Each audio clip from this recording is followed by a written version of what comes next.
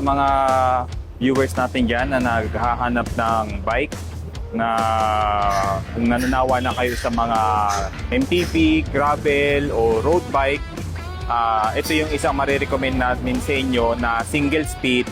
At the same time, pwede mo rin siyang gamitin mga pang tricks. Kasi itong bike na to, actually ito yung WTP Avenger 27.5. So ito yung combination kumbaga ng BMX na hinaluan nila ng technology rin ng MTB. So ang classification nito pumunta rin siya sa sa clunker.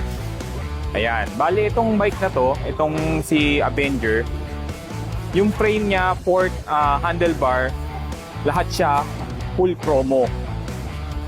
Ayan, kaya kahit may gamitin mo siya sa mga mag-trail ka, mga light trail single track, uubra yan, kayang-kaya niya yan.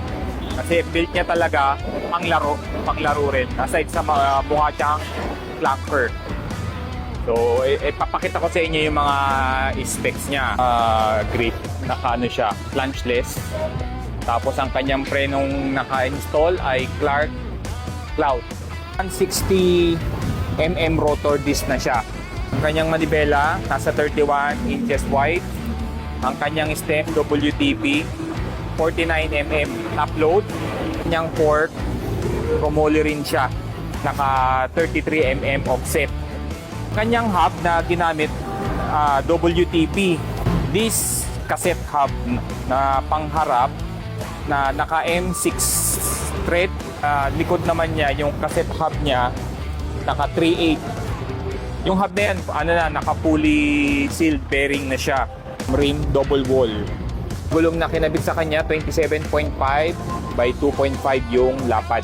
Kaya swak na swak yan, lalo kung sa trail. Kanyang crank, yan yung patrol. Ang kanyang sprocket, 42mm. Naka 3-piece crank siya na 175mm. Yung kanyang BB, BSA, 68mm. Kanyang cog, 18, 4218. Ganun kabigat sa ahon. At meron ka ring speed sa patat. Naka-rail type na saddle, 27.2 seat post. Ito yung marirecommend namin sa inyo na